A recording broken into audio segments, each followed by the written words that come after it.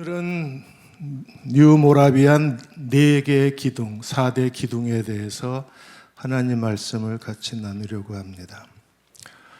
작년 11월에 더 크로스 철치는 새로운 시대를 선언했습니다. 그리고 모든 기독교 언론들이 크로스 철치의 뉴 모라비안 새로운 시대의 선언에 대해서 기사를 다루었습니다. 데일리 굿뉴스에서의 그 기사는 모라비안 정신 한국교회 회복의 열쇠가 될 것이라고 그랬습니다. 한국교회의 회복의 열쇠. 국민일보는 이렇게 타이틀을 잡았습니다. 모라비안으로 새 길을 제시했다. 열쇠 그리고 새 길. 기독교 신문은 한국교회의 선교적 방향성을 새롭게 제시했다. 선교가 어떤 방향으로 가야 할지를 새롭게 제시했다. 베리타스 신문은 더 크로스 철치 뉴 모라비안 컨퍼런스를 통해 기도 선교 운동을 재시동했다. 시동이 꺼졌습니다. 엔진이 꺼졌습니다. 그런데 이번 뉴 모라비안 컨퍼런스를 통해서 새로운 모라비안 시대를 재시동했다고 타이틀 기사로 실었습니다. 침례신문은 첫 번째 모라비안의 신앙 유산을 깊이 있게 다뤘다. 모라비안이 남겨놓은 신앙의 유산. 그리고 침례신문의 두 번째 기사에서는 뉴 모라비안으로 기도와 선교의 불씨를 일으킬 것이다. 지금 한국교회가 탈교회화 현상에 그리고 2030, 40 세대가 빠르게 교회를 떠나는 이탈 시대에서 정말 한국교회가 다시 회복되어지려면 새로운 불씨가 필요한 시대인데 그 새로운 불씨를 일으킬 것으로 기대한다고 했습니다. 아이굿 뉴스에서는 모라비안 정신 한국교회의 영적 돌파구가 될 것이라고 그랬어요. 사방에 빠져나갈 길이 없어요. 목사님들을 만나면 한숨만 쉽니다. 무기력에 완전히 주저앉아 있어요. 돌파구가 없어요. 뭘 해야 될지 모르겠다 그럽니다. 청년서부터 목회자에 이르기까지 모든 세대가 그대로 영적 어두운 기운에 짓눌려서 주저앉아 있어요. 지금 우리에게 필요한 것은 새로운 영적 돌파구가 필요합니다. 투데이엔에서는 21세기 뉴 모라비안의 길을 찾다. 왜 이걸 한국교회가 생각하지 못했는지 저도 뉴 모라비안 시대를 선언한 더 크로스 철치의 기사를 읽고 그제서야 우리가 되찾아야 할 그리고 다시 회복해야 할 그리고 도전해야 될 길이 바로 여기 있었는데 왜 아무도 생각을 못했을까? 근데 하나님께서 박호정 목사님, 문 목사님 또 여기 사역자들 그리고 더 크로스 철치를 통해서 우리가 다시 시작해야 될 길이 어디에 있는가를 보여주신 게 뉴 모라비안 시대의 선언이라고 생각이 들었습니다. CTS 뉴스에서도 한국형 뉴 모라비안 선교 방향, 한국형. 체코와 독일에서 일어난 모라비안 운동이 아니고 유럽에서 일어난 모라비안 운동이 아니라 미국에서 일어난 모라비안 운동이 아니라 한국형. 한국의 옷을 입은 새로운 모라비안의 영적 유산을 우리가 되찾아야만 합니다. 한국 선교신문에서는 더 크로스 철치 뉴 모라비안 컨퍼런스로 선교적 교회의 비전을 제시했다. 비전도 잃어버린 그런 세대 속에서 우리가 새로운 한 선교적 교회의 비전, 선교적 교회가 어떤 교회인가를 우리들에게 보여주었다고 했습니다. 2026년 더 크로스 철치 교회표가 전진 그 부르심의 땅으로 하나님이 우리를 부르신 그 부르심의 땅이 어디입니까? 이제 더 크로스 철치가 해야 될 일이 뭐예요? 뉴 모라비안 영적 유산을 우리가 다시 회복해야만 합니다. 이제 기독신문을 통해서 한국교회에 다 알려졌어요. 그리고 더 크로스 철치를 지켜보고 있습니다. 뉴 모라비안의 그 방향성, 뉴 모라비안의 비전, 뉴 모라비안을 통해서 보여줄 하나님께서 우리에게 회복해야 할 영적 유산이 어떻게 더 크로스 철치를 통해서 회복될 것인가를 지켜보고 있습니다. 전진, 그 부르심의 땅으로 우리는 뉴 모라비안을 완벽하게, 더 크로스 철치가 해야 될 시대적 사명이 뭐예요? 모라비안을 완벽하게 이 시대에 복원하는 게 우리가 해야 될 일입니다.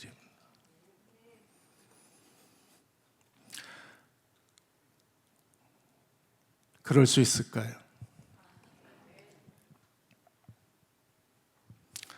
저는 한 달 동안 오늘 설교를 준비하면서 모라비안의 모든 자료를 다 뒤졌습니다.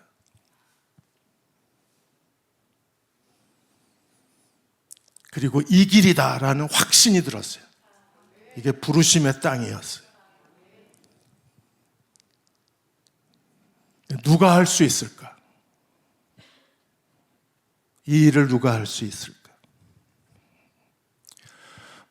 모라비안 교회는 어떤 사람들이었어요? 윌리엄 캐리보다 60년 전에 그들은 평신도 선교사들이 자비량해서 직업 선교를 가지고 윌리엄 캐리보다 60년 전에 현대 선교의 문을 연 사람들이 모라비안 사람들이었어요. 우리가 선교를 4시대로 나눕니다. 선교의 제1시대는 해안선 시대예요.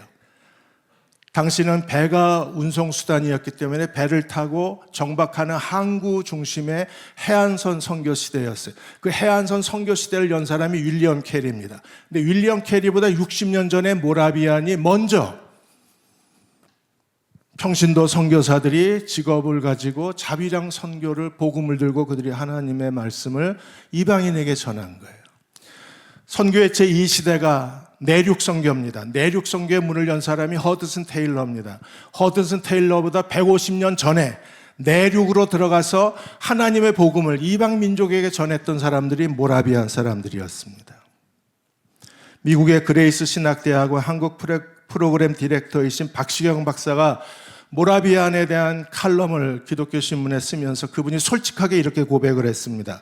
그레이스 신학대학원 대학교가 미국의 복음주의 신학교로 알려진 그 신학교마저 지난 80년 동안 학생들을 가르치면서 모라비안이 누구인지에 대해서 제대로 가르치지 못한 것이 교수로서, 신학자로서, 목회자로서 자신이 부끄럽다고 그랬습니다. 신학교에서조차도 그 미국의 80년 전통을 가진 그 신학교조차도 모라비안에 대해서 제대로 가르치지를 않은 거예요. 정준기 역사신학 교수는 니콜라스 진젠도르프에 대한 연구에서 이렇게 말했습니다. 한 사람의 진정한 평가는 그가 죽어서 무덤에 들어가 관뚜껑이 닫히는 순간에 비로소 그 사람을 평가할 수 있는데 18세기 살았던 독일 개신교 지도자 진젠도르프도 그가 죽은 뒤에 비로소 지금 그의 가치가 얼마나 위대하고 영광스러운지 진젠도르프를 재평가하고 있다고 했습니다. 진젠도르프는 살아있는 동안에 이단, 광신자, 잘못된 루터교인, 그리고 가면 쓴 교회주의자, 적그리스도, 모하메드의 원숭이 온갖 비난을 다 받았습니다. 박호정 목사님보다 더 비난을 받은 게 진젠도르프입니다. 모하메드의 원숭이라고 하는 조롱까지 받았어요. 근데 지금은 진젠도르프야말로 그리스도가 세우신 진정한 복음의 공동체가 무엇인가를 그대로 생생하게 보여준 사람, 진정한 종교개혁자가 진젠도르프라고 평가하고 있습니다.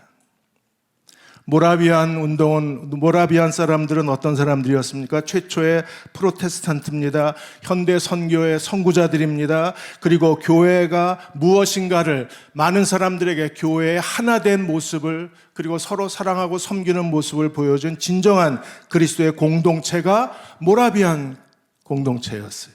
무엇보다도 그들은 그 영향력이 독일에 머문 것이 아니라 유럽과 미국에까지 그 영향력이 확대되어지고, 그리고 교회가 해야 할 선교가 어떤 선교인가를 그대로 그 진실한 모습을 보여준 사람들이 바로 모라비안 교회의 사람들이었습니다.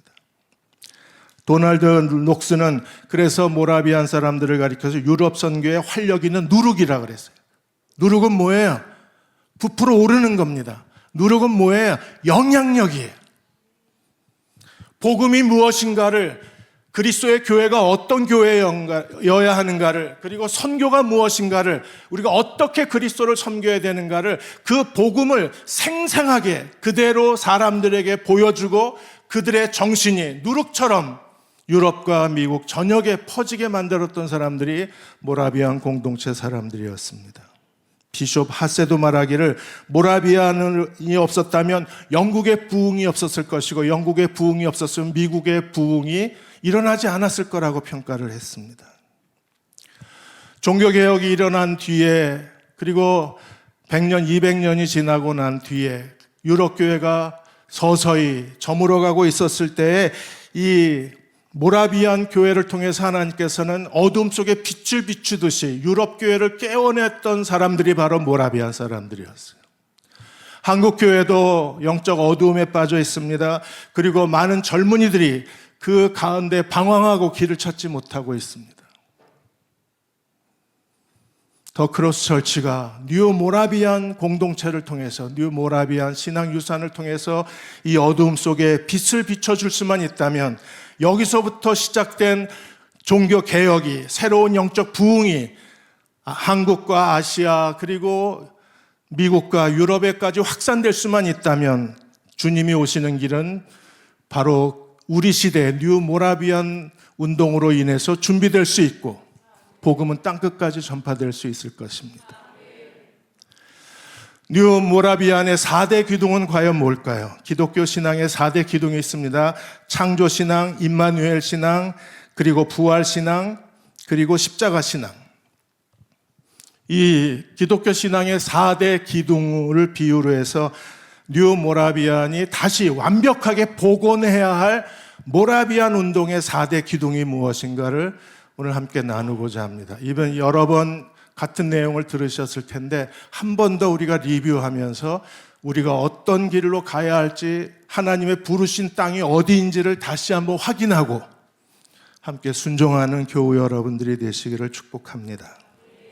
자, 첫 번째 기둥은 뭐예요? 한 사람의 영적 지도자입니다.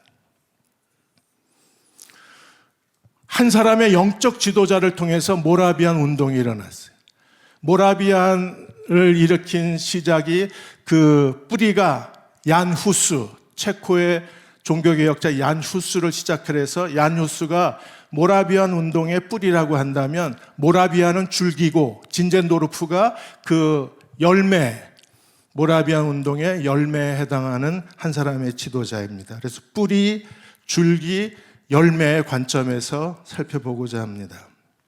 얀 후스는 모라비안의 기원과 뿌리를 차지하는 분입니다. 그분이 체코에서 마르틴 루터보다 무려 100년 전에 체코의 종교개혁을 일으켰던 분이 얀 후스였었습니다. 그는 대학교 총장이고 또 교수이며 사제로서, 그는 루터가 그리스도를 믿는 믿음, 성경 중심의 종교 개혁을 외쳤던 것처럼 얀 후스도 이렇게 말했습니다. 누구든지 성경을 통해서 예수를 믿고 구원받을 수 있으며, 성경만이 우리가 의지하고 믿어야 할 유일한 말씀은 하나님 말씀이다. 모든 성도들은 모국어로 된 성경을 읽어야만 한다. 그래서 얀 후스는 10년 동안 라틴어 성경을 체코어로 번역을 했어요. 그래서 체코 그리스도인들이, 개신교인들이 모국어로 된 성경을 읽도록 했습니다. 그리고 교황과 성직자의 권위는 그리스도의 법에 순종하고 살 때만 우리가 존중해 줄 수 있다. 그래서 교황의 그 면죄부 판매와 그리고 성직자들의 부패에 대해서 거세게 비판하고 정죄하면서 종교개혁을 일으켰던 사람이 얀 휴스였었습니다. 그러다가 얀 휴스가 1415년에 화형을 당하면서 이렇게 얘기했습니다. 내 뒤에 더 큰 개혁자가 일어날 것이다. 너희는 거위 한 마리를 죽이지만, 후스라는 이름의 뜻이 거위거든요. 거위 한 마리를 죽이지만 100년 뒤에 백조가 나타날 것이다. 그래서 마틴 루터의 등장을 얀 휴스가 예언했다고 그렇게 해석하는 분들도 계십니다. 내 뒤에 더 큰 개혁자가 일어날 것이다. 그리고 내 말은 없어지지 않고 내 말이 숨겨진 씨앗이 되어서 반드시 열매를 맺을 것이다. 내 말이 숨겨진 씨앗이 되어서 반드시 열매를 맺을 것이다. 진젠도르프를 통해서 마침내 모라비안 교회가 복음의 열매를 맺기를 시작한 겁니다.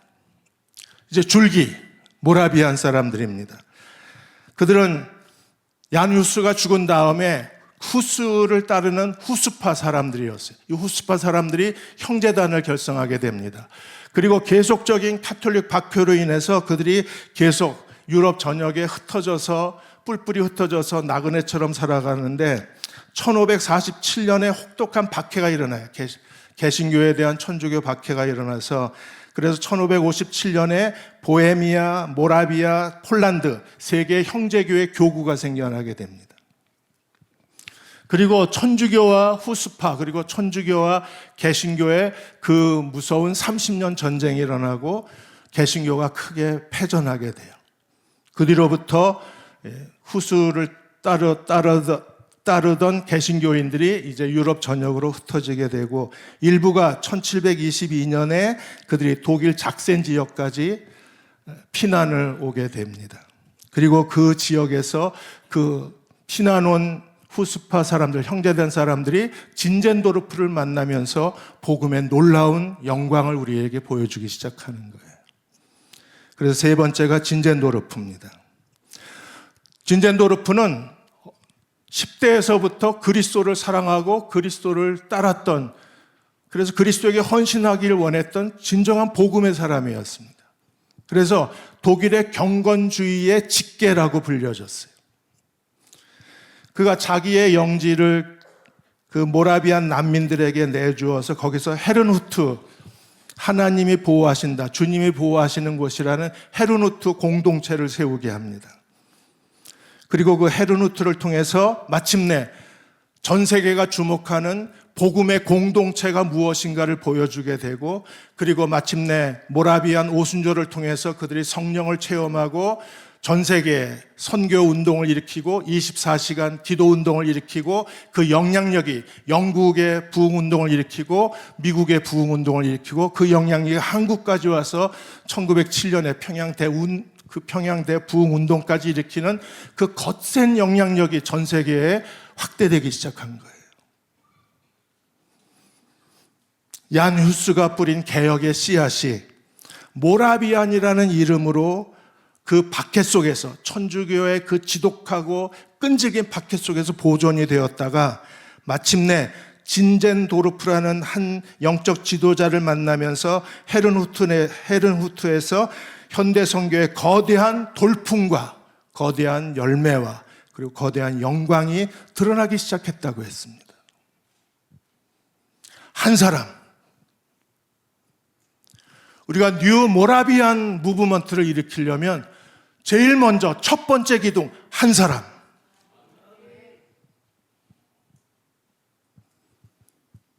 모라비아는 얀 후스의 추종자들입니다. 그들은 박해를 피해서 피난당하는 피난민들입니다. 재산을 잃어버리고 집을 잃어버리고 직업을 잃어버리고 떠돌이 하면서 전 세계 숲속에 숲이나 동굴이나 길거리를 떠돌아다녔던 사람, 그들은 정말 목자 없는 양들이었어요. 그런데 이 야뉴스, 모라비안 사람들은 어떤 사람들이었습니까? 기름을 흠뻑 먹은 장작더미 같은 사람이에요. 기름을 흠뻑 먹은, 그리스도의 사랑으로 흠뻑 적셔진 사람들이었는데 그들이 목자 없는 양처럼 계속해서 떠돌아다니다가 마침내 독일 땅에서 진젠도르프를 만나면서 그들에게 거대한 불이 일어나기 시작하고 하나님 마침내 그 모라비안을 통해서 복음을 서쪽으로 계속 전진시켜 나가고 새로운 부흥운동을 일으킬 수 있었다고 평가합니다. 흠뻑 기름에 젖었던 모라비안 사람들을 완전히 불태울 수 있었던 것은 한 사람을 만나서 그들의 목자 진젠도르프를 만남으로 그들에게 거대한 부흥의 불길이 일어나기를 시작했습니다. 지금 한국 교회는 뉴 모라비안의 영적 유산이 필요합니다. 한국의 젊은이들에게 뉴 모라비안의 복음의 정신이 무엇인가를 그들에게 보여주고 그 정신을 계승시킬 수 있는 교회가 필요합니다.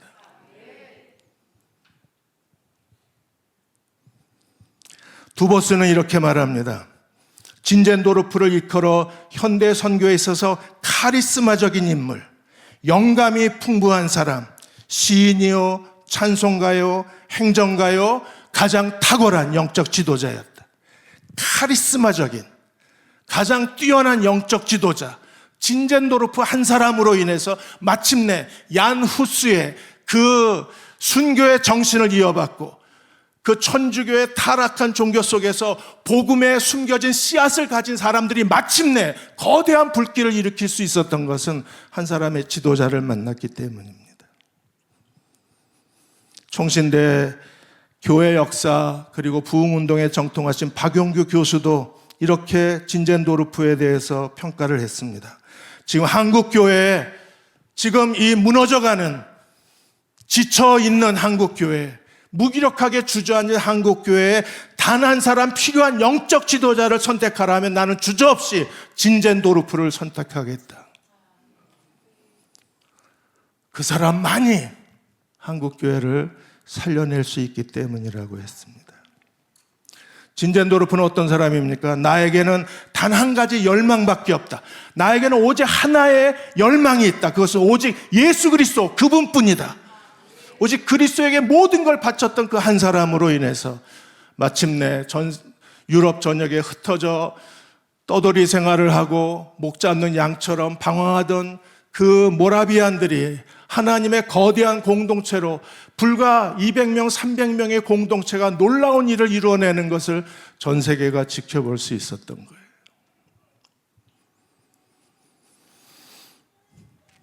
박성규 목사님이 뉴욕 목회자 세미나에서 부흥은 한 사람으로 시작된다고 했습니다. 그리고 1904년에 영국을 강타한 기독교 부흥의 불길을 일으킨 사람이 바로 이반 로버츠라는 사람이라고 우리들에게 이반 로버츠 이야기를 해 주었어요. 그는 12살 때부터 광부로 그 깊은 갱에 들어가서 석탄을 캐던 사람이었습니다. 그러나 누구보다도 주님을 사랑했던 사람이었어요. 그는 하나님 앞에 계속 말씀과 기도로 무장하고 그리고 하나님께서 이 타락한 영국교회를 새롭게 해주시기를 계속 부흥을 위해서 기도했습니다. 그러다 어느 날 하나님께서 그에게 교회에 가서 모리아 교회로 가서 설교하라는 말씀을 주셔서 목사님에게 설교를 요청했더니 예배 끝나고 남아있는 사람에게 설교하라고 겨우 허락을 받았는데 남아있는 사람이 17명이었어요. 17명 앞에 하나님 말씀을 전했습니다. 그리고 성령이 임했어요. 그들은 다 회개하고 하나님 앞에 자기의 죄를 자복하기 시작했습니다. 그들은 통곡하고 통회하기를 시작했어요. 그 거대한 불꽃이 일어났습니다. 그리고 이반 로버츠 한 사람으로 인해서 영국에서 200만이 넘는 사람들이 주님께로 돌아오는 대부흥의 역사가 일어납니다. 한 사람으로 시작이 되는.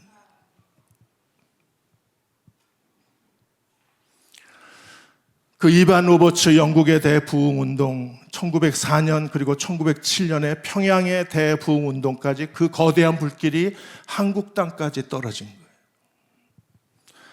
사랑하는 여러분, 박호정 목사님이 이 시대에 진젠도르프처럼 하나님께 사로잡혀서 뉴 모라비아 운동을 일으킬 수 있는 지도자로 세워줄 것을 우리가 하나님 앞에 간절히 기도하고 또 기도해야 합니다. 그리고 헤르누트에 있는 모라비안 사역자들처럼 더 크로스 철치에 있는 모든 사역자들이 이 시대에 하나님의 새로운 뉴 모라비안을 일으킬 수 있는 새로운 영적 지도자로 기름 부으시고 이분들을 주님의 도구로 사용해 주시기를 우리가 간절히 기도하고 또 기도해야 합니다. 하나님이 이 일을 이루실 것을 믿으십니까? 뉴 모라비안 운동의 시작, 그 문을 여는 사람은 한 사람의 영적 지도자예요. 그리고 영적 지도자를 세우는 분은 주님이시고 그 영적 지도자를 세우는 분은 바로 교회입니다.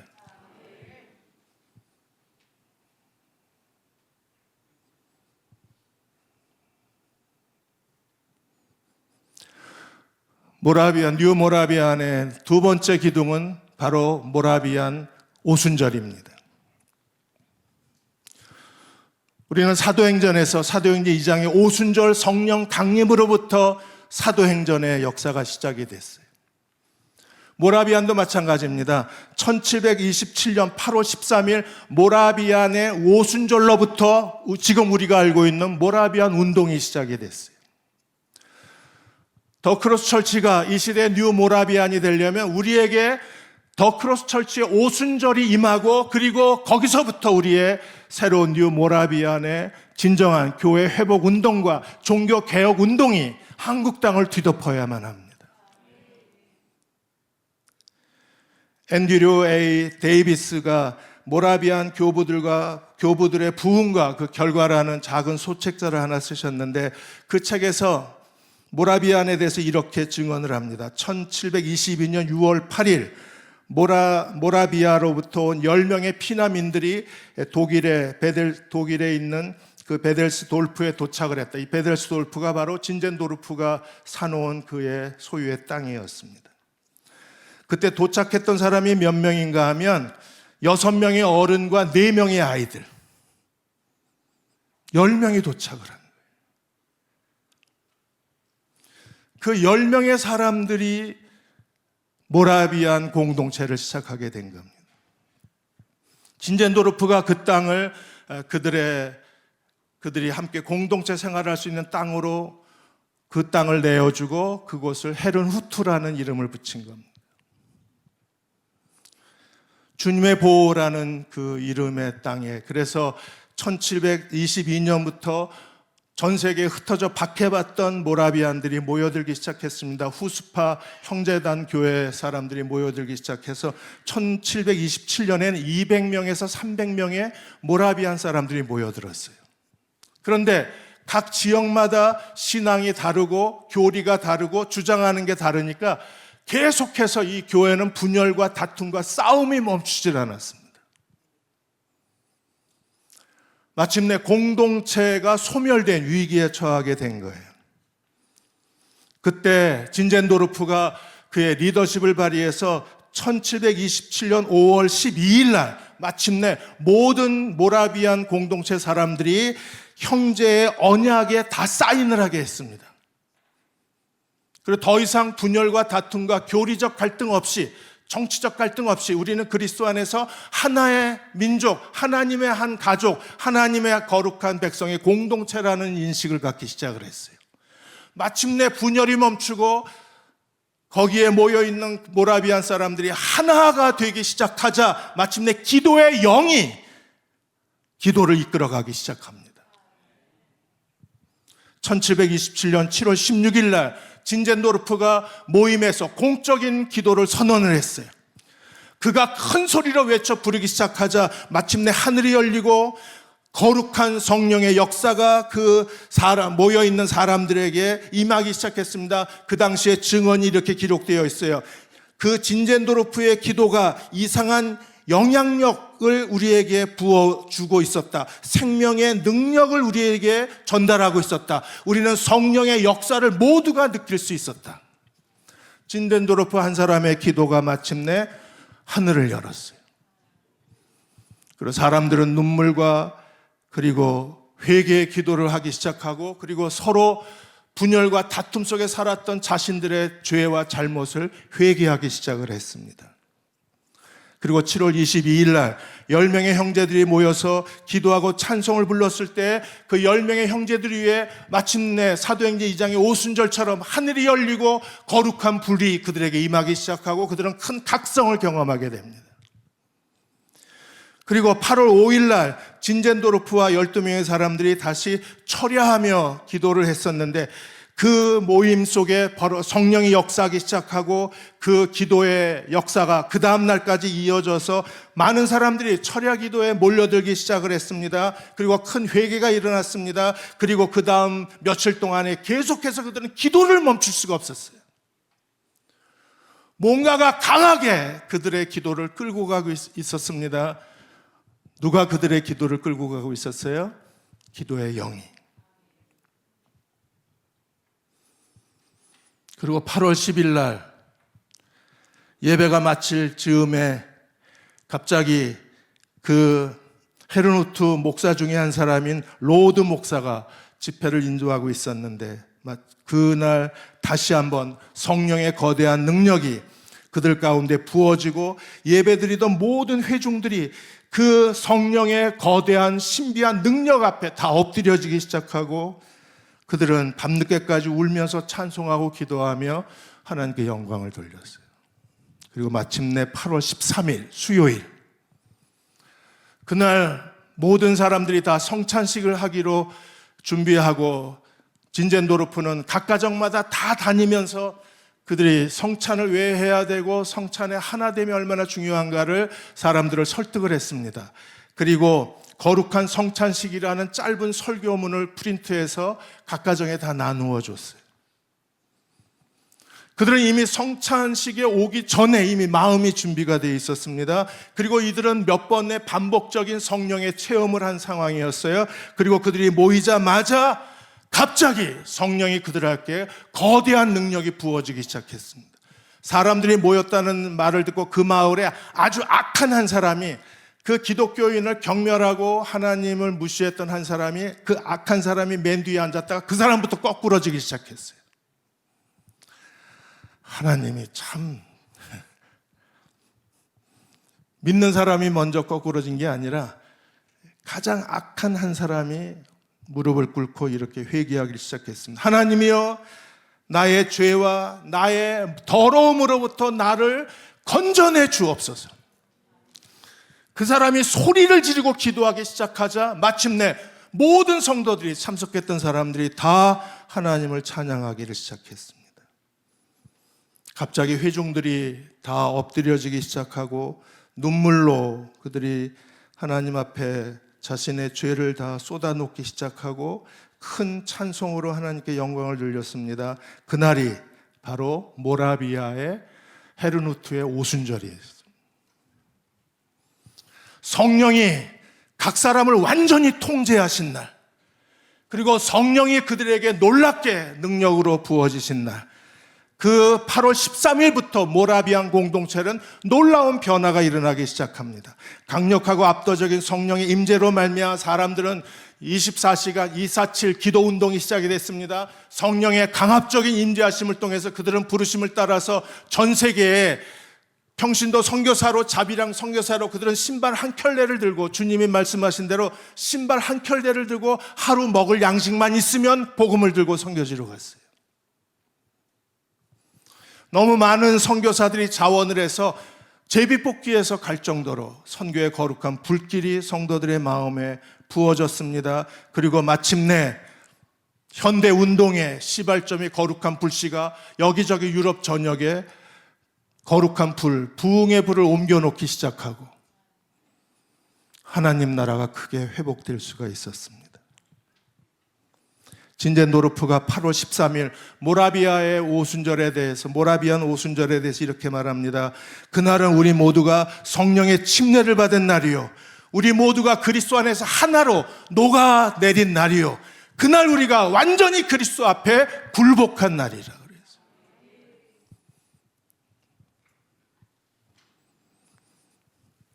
모라비안 오순절은 8월 13일입니다. 사랑하는 여러분, 이제 느헤미야 기도가 며칠 남지 않았습니다. 마지막 날까지 하나님이 한 번 더, 우리는 이미 몇 번 오순절을 체험했지만 한 번 더 이제 뉴 모라비안 시대를 선언한 2020년 첫 시간에 하나님 한 번 더 우리에게 뉴 모라비안 오순절을 체험하게 해주셔서 모든 성도가 그 성령의 큰 능력 앞에 엎드려지게 해 주옵소서. 회개와 눈물과 통곡을 하나님 앞에 드리게 해 주옵소서. 성령의 놀라운 능력에 엎드려지게 해 주옵소서. 그리고 마침내 그리스도 앞에 굴복하게 해 주옵소서. 그리고 그리스도께 내 모든 것을 드리게 해 주옵소서. 그래야 뉴 모라비안의 영적 유산을 우리가 사람들에게 보여줄 수 있습니다. 저는 강동진 목사님을 좋아하는데 이분이 보나콤, 충북 보은에 보나콤 공동체를 세우셨어요. 오순절 온누리교회에 부목사로 있었는데 이분이 농업을 통해서 자립하는 공동체를 세우고, 그리고 선교사들이 선교비로 너무 어려움을 당하니까 선교사들에게 농업을 가르쳐서 그 자비량하는 선교 운동을 일으키시겠다고 보은에 내려갔어요. 그래서 몇 가정이 다 직장을 그만두고 퇴직금 다 끌어모아 가지고 그래서 농가를 구입하고 농지를 빌렸습니다. 근데 5년 만에 완전히 이 분열과 다툼과 그리고 싸움의 장소가 돼버린 거예요. 직장을 다 그만두고 모든 재산을 다 팔아서 여기에 다 쏟아부었는데 사람들이 극도로 갈등을 일으키기 시작한 겁니다. 그래서 강동진 목사님이 1박 2일로 우리가 마지막 회의를 하자. 마지막으로 1박 2일 동안 우리가 기도하고 회의하고 토론하고 결론이 안 나면 각자 자기 길로 가자. 그래서 마지막 그 보나콘 공동체 1박 2일 수련회 겸 회의를 하게 된 거예요. 아주 피 터지게 싸웠답니다. 서로 그냥 죽이려고 그러고 책상을 건너뛰어서 발길질을 해대고, 이게 그리스도인이 한번 악에 바치니까 이 악마보다도 악마스럽더래요. 내가 알던 사람들이 아니더래요. 이거는 죽자 사자 멱살을 잡고 덤벼들고 서로 죽이겠다고 난리를 치는데, 강동진 목사님이 내가 괜히 왔구나. 이제 난 뭐하고 살아야 되나 후회가 들더래요. 그랬는데 이틀 동안 싸우다 지쳐가지고 이제 다 쓰러져가지고 그제서야 기도를 한 겁니다. 근데 기도하려고 무릎을 꿇자마자 성령이 임했어요.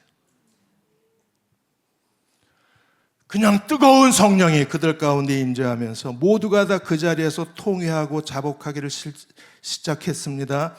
강동진 목사가 이렇게 소리 높여 기도했습니다. 주님, 우리는 실패한 사람들입니다. 싸우던 못난 이들입니다. 근데 우리에게 이렇게 긍휼을 베풀어 주시니 주님, 저희들이 이제 어떻게 해야 될까요? 그리고 그 성령의 거룩한 불길 가운데서 모두가 다 끌어안고 서로 잘못했다 그러고 뭐 며칠 있다 또 싸우지만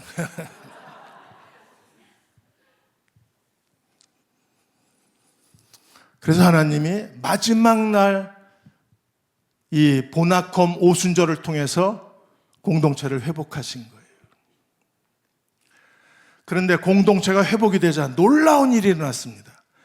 농사를 어떻게 해야 될지도 모르는 사람들이라 계속 농사를 실패했는데, 그 오순절이 임하고 난 뒤에 농사를 계속했는데 놀랍게도 그 농업하시는 분들보다 더 많은 수확을 올렸어요. 그래서 30배, 60배, 100배의 결실을 정말 하나님 말씀대로, 하나님이 그대로 그들의 농업을 축복하신 결과를, 기적을 경험했다고 간증을 하셨습니다. 오순절이 임해야 그 다음에 하나님의 역사하시는 거예요. 우리가 알고 있는 모라비아는 거저 생긴 게 아니라 성령께서 마침내 그를 진젠노프를 통해서 그들을 하나로 만드시고 기도의 영이 계속해서 그들을 이끄셔서 마침내 8월 13일 수요일 날 성찬식 날 거룩한 성령이 그들에게 불 가운데 임하시면서 마침내 지금 우리가 알고 있는 그리스도를 위해서 예하고 아니요 하는 사람이 한 사람도 없는 진정한 복음의 공동체, 하나님 나라 공동체, 그들 오순절을 통해서 그들이 마침내 그리스도에게 자신을 드릴 수 있었어요. 우리도 그런 공동체로 다시 회복되고 싶습니다. 이미 더 크로스 철치는 몇 차례 오순절을 경험했을 거예요. 그 흔적과 증거를 제가 봤습니다. 한 번 더 박호정 목사님과 여기 사역자 분들과 함께 하나님 앞에 무릎을 꿇고 하나님께서 한 사람의 영적 지도자를 세워주시고, 그리고 더 크로스 철치에 한 번 더 2026년 오순절을 부어주시기를 우리가 간구하면 하나님께서 이 느헤미야 기도가 끝나기 전에 우리에게 놀랍게 응답해 주시리라고 확신합니다. 세 번째는 이제 그 결과입니다. 세 번째 기둥은 뭐예요? 그들은 현대 선교의 모델을 세우기 시작했습니다. 선교의 가장 핵심적인 복음의 모델이 무엇입니까? 모든 성도가 다 선교사입니다. 그리고 그 선교사들은, 평신도 선교사들은 전부 자비량 선교사입니다. 자기가 직업을 가지고 가서 선교해서 스스로 자신의 생계를 해결하면서 복음을 전했던 사람들이 바로 모라비안 선교사들이었어요. 모라비안 이 공동체를 통해서 하나님께서 부르신 선교사들이 1732년부터 1760년까지 28년 동안 모라비안 교회가 226명의 선교사를 전 세계로 보냈습니다. 그리고 1930년까지 모라비안 교회를 통해서 전 세계에 보내진 선교사의 숫자가 놀랍게도 3,000명입니다. 그럼 3,000명의 선교사를 보낸 모라비안 성도들이, 그러면 성도 비율과 선교사 숫자를 비교하면 12대 1입니다. 교인들 12명이 선교사 한 사람을 보낸 거예요. 어떻게 이런 일이 가능한가? 어떻게 이런 일이 가능해요? 어떻게 이런 일이 일어날 수 있어요? 그것은 오순절 성령을 통해서 마침내 그들이 하나님 앞에 완전히 굴복했을 때, 진젠도르프의 하나님 말씀을 통해서 그들이 하나님 말씀에 완전히 항복했을 때, 그리스도에게 온전히 헌신하자 12명이 한 사람의 선교사를 땅끝까지 보내는,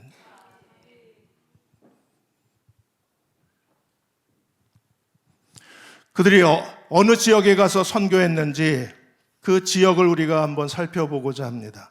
제일 먼저 서인도 제도에 간 사람이, 그 토기장이와 목수 두 사람이 서인도 제도에 가서 복음을 전했습니다. 그들은 토기장이와 목수의 직업을 가지고 자비량하면서 그들에게 복음을 전했어요. 1732년에 시작해서 그들이, 그 서인도 제도에는 당시에 사탕수수 코코아 농장이 있었는데, 그 사탕수수 코코아 농장에 매년 흑인 노예들이 10만 명 이상이 그 섬에 살았어요. 그래서 이 섬에 있는 흑인 노예들을 위해서 복음을 전하기 시작했는데, 대농장 주주들이 그들이 마치 그리스도인이 되면 그 자기 사업에 손해가 될까봐 선교사들의 선교 사업을 아주 강하게 반대를 했습니다. 그리고 예수 믿는 것을 다 중단시키고 예수 믿는 그 흑인 노예들을 다 추방시켜버리고, 그런 박해와 또 다른 박해를 계속했었어요. 그럼에도 불구하고 이 두 사람을 통해서 그들이 스스로 노예가 돼서, 흑인 노예와 똑같은 노예가 돼서 그들과 같이 일하면서 밤에는 성경을 가르치고 그들을 사랑으로, 하나님의 사랑으로 섬겼습니다. 그래서 선교 17년 만에 무려 2,000명의 신자를 얻습니다. 그리고 1879년에는 41개 선교 지부가 생겨나고 78명의 선교사가 그 서인도 제도에서 선교를 했습니다. 그리고 78명의 선교사가 얻은 결신자 숫자가 36,698명이었어요. 세례를 주는 신자들의 숫자가. 이게 두 사람, 토기장이와 목수, 평신도 선교사 두 사람이 이루어낸 놀라운 설교의 열매들입니다. 남아메리카 수리남에서 가서 선교한 모라비안 선교사들이 있었습니다. 모라비안 선교사들의 헌신으로 인해서 인디언 855명, 부시 니그로 59명, 그리고 731명의 노예들이 세례를 받는 역사가 수리남 그 땅에서 일어났습니다. 그리고 모라비안 교회는 크게 기뻐했어요. 야만인이라고 할지라도 그들이 그리스도의 사랑으로 복음을 전할 때 그리스도를 믿고 구원받을 수 있다는 놀라운 소식으로 인해서 모라비안 교회가 크게 기뻐했습니다. 세 번째가 이제 그린랜드 선교입니다. 평신도 선교사인 크리스찬 데이빗과 세 명의 개척자가 에스키모인에게 가서 복음을 전했습니다. 1881년까지 19명의 선교사들이 순교를 당합니다. 그 얼어붙은 땅에서 19명의 모라비안 선교사들이 처참하게 죽임을 당합니다. 그럼에도 그들은 계속해서 선교사들이 그린랜드 지역에 선교를 갔습니다. 그들의 순교로 말미암아 1800년대 말에는 무려 1545명의 에스키모인들이 구원받았다는 기록이 선교일지에 남아 있습니다. 아프리카까지 갔어요. 아프리카에 1736년에 조지 슈미트 선교사가 교회에서 진젠도르프가 가라고 하는 명령 한마디에 그들이 일주일 만에 아프리카 대륙 저 땅끝까지 가서 네덜란드를 거쳐서 남아프리카 최남단까지 조지 슈미트가 갔습니다. 사람들이 그곳에 가면 그린랜드처럼 죽임을 당할 것이다. 그 흑인들의 언어를 배우는데 어려움이 많을 것이다. 온갖 그 어려움을 이야기했지만 조지 슈미트는 하나님이 나와 함께 하시며 나는 그 땅의 영혼들에게 복음을 전할 것이고 하나님이 허락하시면 몇몇 영혼이라도 구원할 수 있을 것이다. 그리고 마침내 목숨을 건 사역을 통해서 1882년에 아프리카 동부와 서부 지역에 25개 학교가 세워집니다. 그리고 모라비안 교인들이 와서 그 흑인들을 가르쳤습니다. 그리고 14개 아프리카 선교 지부가 생겨나고 마침내 11,704명의 세례 침례 교인을 얻어내요. 죽음을 각오하고 그리스도를 위하여 죽는 것을 기뻐하고 그리스도를 위하여 죽는 것을 두려워하는 것이 아니라 죽을 수 있다면 이보다 더 큰 영광이 없다고 생각하고 기꺼이 7일 만에 아프리카 땅에 도착해서 마침내 11,000명의 영혼들이 그리스도를 믿고 침례받기까지 그들의 발걸음은 멈추지를 않았습니다. 호주 선교를 갔을 때 호주는 그 당시에 원주민들의 나라였습니다. 그들은 문맹률이 높고 거의 글자를 모르고 글자도 없는 사람들이었습니다. 그럼에도 그들에게 계속해서 가서 복음을 전하고 학교를 세워서 글자를 가르치고 글자가 없는 사람들은 글자를 만들어주고 그렇게 해서 복음을 전하고 입을 옷을 주고 그 다음에 곡식을 경작하는 농업을 가르치고 이렇게 해서 자신의 전부를 쏟아주고 나병 환자들을 위한 병원을 세워서 환자들을 무료로 치료해주는 사랑을 베풀면서 마침내 원주민들이 한 사람 두 사람씩 그리스도에게로 돌아오는 구원의 역사가 일어났다고 선교가 보고되고 있습니다. 윌리엄 캐리 선교사는 이렇게 말합니다. 그가 인도로 가기 60년 전에 그가 이런 고백을 일기에 썼어요. 보라, 모라비안 사람들이 하는 것을 우리는 절대로 그들을 흉내낼 수 없다. 그들은 주님께 복종하고 세상에 나가서 이방인에게 전도하는 것을 우리보다 앞서서 행하고 있다. 60년 전에.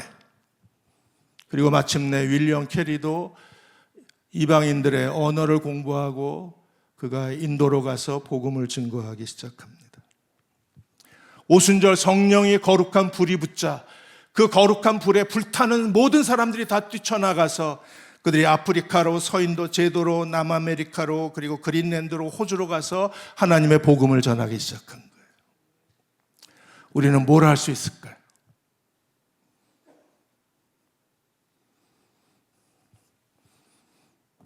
오순절 피해야 되겠다. 안 되겠다. 이게 나는 아닐세.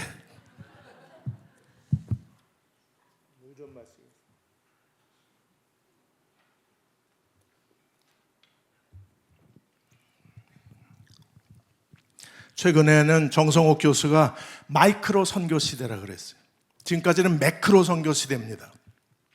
선교사들을 보내고 그곳에 교회를 세우고 학교를 세우고 병원을 세워서 거대한 선교 공동체를 만드는 것이 매크로 선교라 그러면 이제는 모든 그리스도인이 다 자신의 일상생활에서 매일매일의 삶에서 하나님의 복음을 이웃들에게 이방인들에게 전하는 마이크로 선교 시대라 그랬어요. 베드로전서 2장 9절에 우리는 만인 제사장이라고 배웠습니다. 우리가 다 만인 제사장인 걸 믿으십니까? 만인 제사장은 바로 만인 선교사이기도 해요. 왜? 하나님과 세상의 다리 역할을 하는 사람이 제사장들이니까. 제사장은 곧 선교사입니다. 그래서 지금 우리는 선교의 제4시대, 제1시대가 해안선 시대, 2시대가 내륙 선교 시대, 3시대가 미전조 종족 시대, 네 번째 시대가 모든 성도가 선교사 시대가 선교의 네 번째 시대입니다. 우리가 일상생활에서 복음을 이웃들에게 전하는 그런 시대가 이제 온 거예요. 왜? 지금 한국에 200만, 300만의 다문화 사람들이 있습니다. 내 집 앞 선교, 이미 우리 문 앞에 와 있어요. 와 있는 사람들을 복음화해서 그들을 주님의 제자로 만들어서 그들을 다시 조국으로 돌려보낸다면 그들이 선교사가 되어서 자기 동일한 언어로 동일한 문화권에서 그들이 복음을 전한다면 선교사가 가서 언어 배우는데 10년 걸리는데 그들이 이미 언어가 준비되고 문화가 준비된 사람들이니까. 그래서 지금은 내 집 앞 선교 시대입니다. 우리는 뭘 할 수 있을까? 그리고 이제 마지막 네 번째 기도는 24시간 기도. 뉴 모라비안을 누구도 선언하지 못하는 이유가 어디 있어요? 오순절이 없어요. 뉴 모라비안 시대를 선언하지 못하는 이유가 어디 있어요? 영적 지도자가 없어요. 뉴 모라비안 시대를 선언하지 못하는 결정적인 원인이 어디 있어요? 24시간 기도가 안 돼요. 저도 안 됩니다. 근데 한국 땅에서 유일하게 24시간 247 기도 운동을 벌이고 있는 단 하나의 교회가 있는데 그 교회를 아십니까? 비밀인데 다 알고 계십니다. 더 크로스 철치입니다. 유일하게.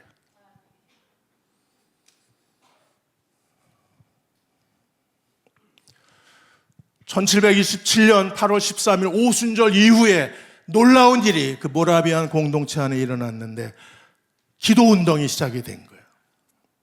그래서 24명의 남자, 24명의 여자들이 그들이 기도의 팀을 이루어서 1시간씩 돌아가면서 24시간 기도를 시작한 게 247 기도 운동의 시작입니다.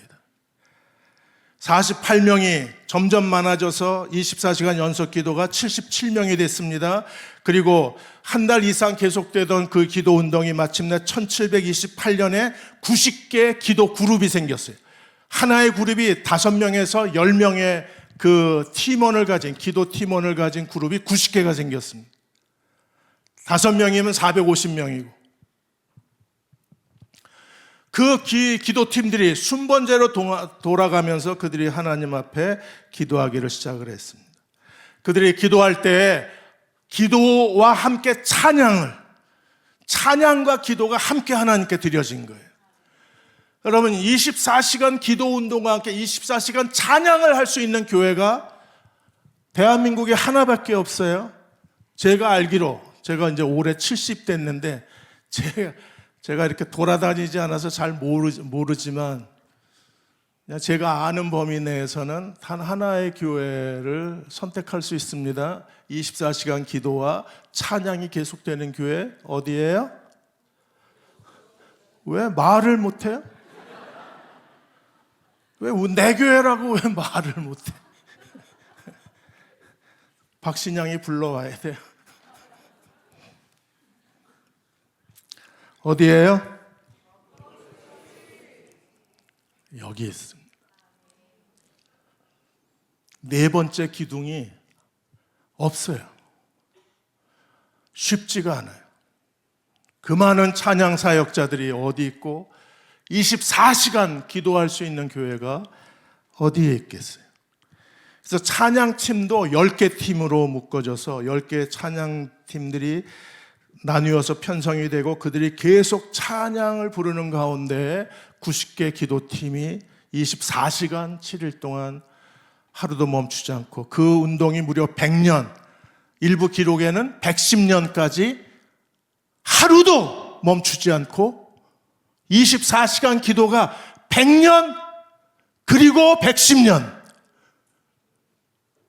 이게 얼마나 놀라운 일입니까? 단 하루도 쉬지 않고.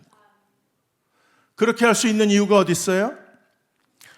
부모가 아이들하고 같이 참석을 해요. 기도회에. 그래서 어려서부터 이 아이들이 기도로 자라나요. 그래서 부모가 죽어도 아이들은 기도의 자리에 있어요. 그리고 그 부모가 또 자기 자식을 데리고 24시간 기도에 참석을 해요.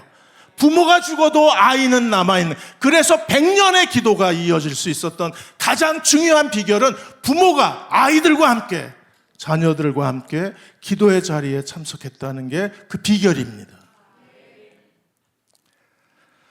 철야 예배가 한 달에 한 번 있었는데, 철야 예배는 전도자들의 전도 보고의 날입니다. 그래서 보고하고 찬양하고 기도해주고, 보고하고 찬양하고 기도해주고, 그리고 밤을 새워서 그때 한 달에 한 번씩 모여서 하나님이 어떻게 영혼들을 구원하셨는지 그 전도자와 구원받은 사람들을 위하여 중보기도하고, 그 일을 이루신 하나님의 은혜를 찬양하고, 그들을 구원하신 하나님의 사랑을 함께 노래하고. 그게 헤르누트에서 일어난 기도운동이었었습니다. 성경적 근거는 레위기 6장 13절이었어요. 제단 위에 불이 항상 피워 꺼지지 않게 하라. 그들은 제단 불이 꺼지질 않았습니다. 기도는 뭘 기도했을까요? 대부분 선교사들의 그 선교 중보 기도를 하고, 구원받지 못한 영혼들을 끌어안고 기도하고, 그리고 그들은 유대인들이 다시 주님께로 돌아올 이스라엘의 회복을 위해서 기도했습니다. 지금 보시는 저 사진이 바로 그 헤르누트 교인들이, 모라비안 사람들이 기도했던 기도의 탑입니다. 24시간 저 기도의 탑에서 그들은 하나님께 기도했습니다. 한 달에 한 번 공동 기도의 날 모여서 그들이 다시 한번 모든 서로에 대한 소식을 전하고 간증하고 나누면서 함께 기도하는 날을 가졌습니다. 개인적으로 24시간 기도를 하고, 공적 기도의 시간에 같이 참여를 하고, 그리고 한 달에 한 번 철야 기도에 참여하면서 그들이 하나님이 지금 우리 공동체 안에 어떤 일을 하고 계신가를 기뻐하며 간증을 나누었습니다. 그리고 그 기도 운동으로 말미암아 3,000명 이상의 선교사들이 땅끝까지 나가고, 잔 웨슬레가 회심하고, 감리교를 만들어낸 잔 웨슬레의 회심에 결정적 역할을 한 사람들이 모라비안 사람들입니다. 그동안에 잔 웨슬레는 머리로만 그리스도를 알고 있다가 모라비안 사람들을 만나서 마침내 그리스도의 은혜를 체험해요. 그리고 마침내 그리스도를 개인의 구세주로 영접하고, 그가 선교사요 목사였지만 이 모라비안 사람들을 통해서 그리스도의 사랑을 체험하고 그 은혜를 체험하고 거듭난 사람이 되어서 그가 종교 개혁을 일으키게 되는 겁니다. 잔 웨슬레가 회심하고, 현대 기도 운동의 모델이 모라비안, 247 기도 운동의 그 조상은 모라비안 사람들입니다. 지금 더 크로스 철치의 247 기도의 그 조상의 조상을 찾아 올라가면 거기에 모라비안이 있어요. 그리고 오늘 우리는 뉴 모라비안 공동체를 선언했습니다. 모라비안이 무엇인가를, 그 영향력을 한국교회에 보여주고, 그 영향력을 젊은 세대에게 보여주고, 그 복음의 영향력을 시들어가는 한국교회에 다시 생기를 불어넣어주고, 전 세계에 지금 탈교회와 교회를 떠난 많은 사람들에게 복음이 무엇인가를 생생하게 증거할 수 있는 교회가 되어야만 합니다. 저는 설교를 준비하면서 여기 한쪽 화면에 지금 박호정 목사님이 해외 선교에 이사시니까 침례교 선교사들의 기도 제목이 계속 24시간 꺼지지 않고 돌아간다면, 그래서 우리가 지나가다가 가끔 보고 한마디, 주여 저 선교사 누군지 모르지만 기도를 응답해 주옵소서 한마디만 하고 지나갈 수만 있다면 그것도 선교 아닐까요?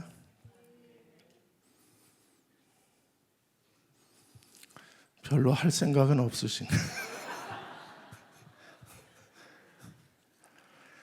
저는 상상만 해도 즐거웠는데, 야, 만일 한쪽 벽에 선교사들의 기도가 계속 24시간 247 쉬지 않고 기도 제목이 넘어가가, 그것만으로 응답해 주지 않으실까. 4개의 모라비안 기둥이 세워진 교회는 계시록 3장 11절에서 13절에 있는 그런 빌라델비아 교회와 같을 것입니다. 주님께서 빌라델비아 교회에 5가지 약속을 주셨어요. 빌라델비아는 필로스 그리고 아델포스, 형제 사랑의 교회입니다. 그래서 빌라델비아 교회를 작은 에덴, 문화적으로 아주 화려한 도시라고 해서 빌라델비아 지역을 작은 에덴이라고 부르기도 했었습니다. 빌라델비아 교회는 다윗의 열쇠를 가졌습니다. 한번 열면 닫을 사람이 없는 예수 그리스도가 천국의 열쇠를 가지시고 우리를 구원하신 분이 바로 다윗의 열쇠를 가진 예수 그리스도, 그분이십니다. 그리고 이기는 자에게 내 하나님의 성전에 기둥이 되게 해주시겠다 그러셨어요. 누구에게? 이기는 자에게. 이기는 자는 지금 더 크로스 철치의 2026년 어떤 사람이 이기는 사람입니까? 전진, 그 부르심의 땅을 정복하는 사람들이 이기는 자일 거예요. 하나님이 그들을 하나님의 성전에 기둥이 되게 하시겠다고 하셨습니다. 성전과 그 기둥은 하나예요. 그들이 하나님의 성전으로 일컬음을 받게 될 것입니다. 그리고 하나님의 이름과 새 예루살렘의 이름과 새 예수 그리스도의 이름이 그들에게 기록되어지게 될 거예요. 하나님께서 우리에게 하나님의 이름을 기록하시고 새 예루살렘의 이름을 기록하시고 새 예수 그리스도의 이름을 기록하시는 더 크로스 철치가 되시기를 주의 이름으로 축원합니다. 그 이름은 이미 빌라델비아 교회가 한번 받았고 그 이름은 이제 뉴 모라비안 시대를 외친 우리가 받아야 돼요. 우리를 통해서 하나님이 새 예루살렘이 무엇인가를 보여주실 것입니다. 우리를 통해서 하나님이 그리스도의 새 이름을, 지금까지 우리가 알고 있는 비난받고 조롱받고 사람들에게 모욕당하는 그리스도의 이름이 아니라 영광스러운 그리스도의 새 이름을 세상에 증거해야 될 사람들이 있다면 우리들이 아닐까요? 한국교회가 2050년까지 한국 기독교의 장래 인구에 대한 추계 결과가 발표가 됐습니다. 지금 828만 16%인데 가나안 성도 2단 다 빼면 대략 한 580만 정도입니다. 11%밖에 안 됩니다. 10명 중 한 사람이 그리스도인이에요. 근데 2050년이 되면 그 숫자가 줄어들어서 2050년이 되면 580만 명이 되고 우리의 숫자가 2050년에 560만 명이 되고 560만 명 중에 가나안 성도 빼고 이단 다 빼면 364만 명이 기독교인 숫자입니다. 앞으로 15년 뒤에 한국 기독교가 완전히 몰락하는 거예요. 이것도 최대한 추계입니다. 계산해내서 한 건데 그 계산보다 더 빨리 한국 교회가 넘어질 수도 있어요. 교인들이 교회를 빠르게 떠날 수도 있습니다. 364만 명. 2030 세대는 더 빠른 속도로 교회를 뛰쳐나가 버렸습니다. 모라비안 공동체, 그 모라비안 교회로 인하여 하나님께서는 놀라운 영향력을 유럽과 영국 교회와 그리고 미국까지 그 영향력이 전파되게 하셨어요. 그래서 죽었던 교회가 깨어나기 시작했습니다. 무기력적 교회들이 다시 일어서기 시작했습니다.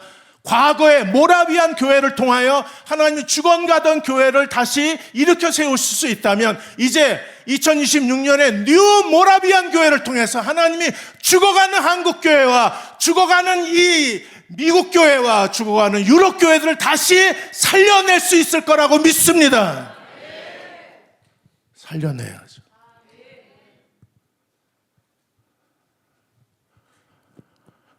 모라비안 교회를 보여드리겠습니다. 호르누트 마을 모습입니다. 그리고 그 옆에 뉴 모라비안 교회가 서 있습니다.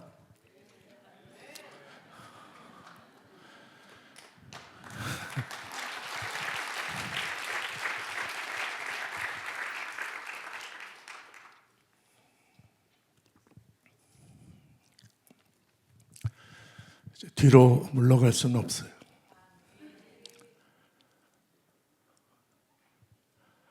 우리는 가야 됩니다. 4개 기둥을 세우고 뉴 모라비안 교회를 통해서 하나님이 이루실 미래를 바라보고 우리가 그런 영향력이 있나? 우리가 할 수 있을까? 할 수 있을까요? 그러나 해야 되는 걸 아시죠? 누군가는 해야 합니다. 4개의 기둥. 우리에게 한 사람의 영적 지도자가 서 있습니다. 우리에게는 이미 오순절이 몇 차례 임했습니다. 우리는 이미 담임 목사님이 해외 선교에 이사일 만큼 우리는 젊은이 선교와 해외 선교에 우리의 길을 찾고 있습니다. 그리고 24시간 기도는 이미 오래전에 하나님이 우리에게 주신 영적 유산입니다. 이 교회를 보십시오. 헤르누트 그리고 더 크로스 철치. 기름 부어 주십시오. 그리고 우리를 통해서 하나님께서 하시고자 하시는 다시 한번 18세기 유럽 교회를 일으키신 하나님이 다시 한번 이 시대의 교회를 우리를 통해서 회복시켜 주시고 우리를 통해서 살려내 주시고 우리를 통해서 증거해 주십시오. 우리가 그렇게 쓰임받고 싶습니다.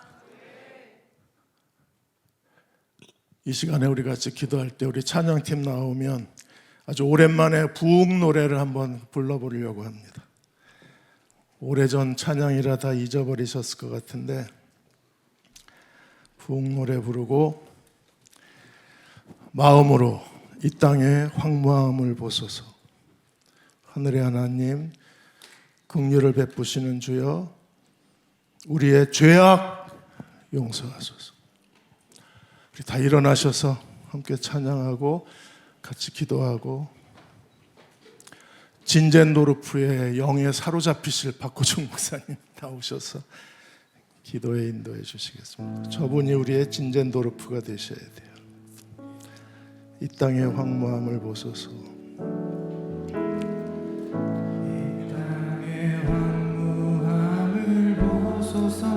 하늘의 하나님 긍휼을 베푸시는 주여 우리의 죄악 용서하소서. 우리의 죄악 용서하소서. 이 땅 고쳐주소서. 이 땅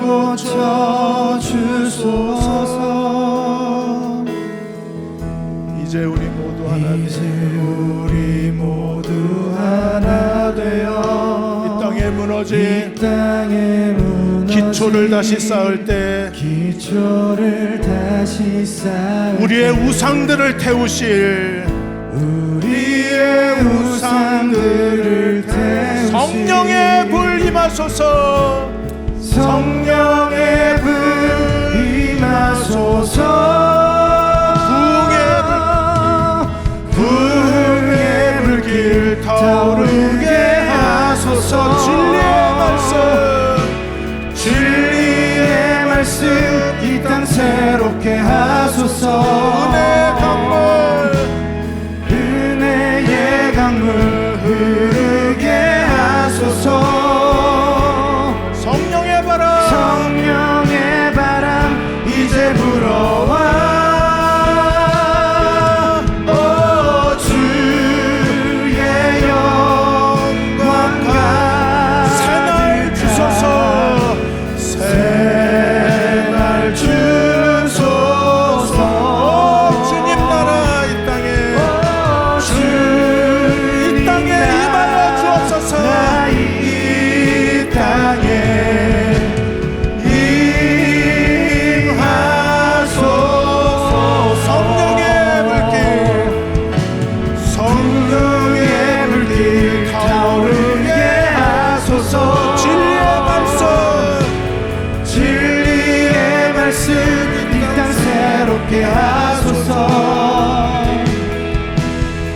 은혜의 강물 흐르게 하소서. 성령의 바람 이제 불어와.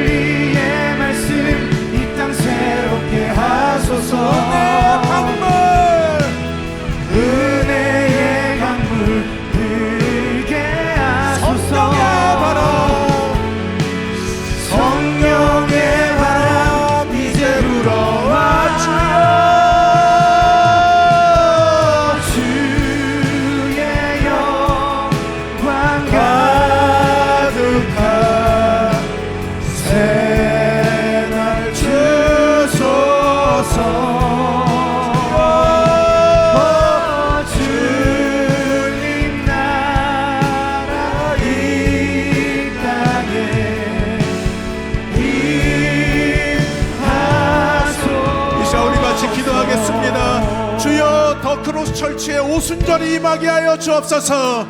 우리에게 진젠도르프의 지도자를 세워주신 걸 감사합니다. 더 권능을 옷 입혀 주옵소서. 우리가 선교에 사로잡히게 하시고 24시간 기도를 통하여 세상을 변화시키게 하여 주옵소서. 주의 날이 이 땅에 임하게 하여 주옵소서. 우리 같이 주의 이름을 부르고 함께 통성으로 기도하겠습니다.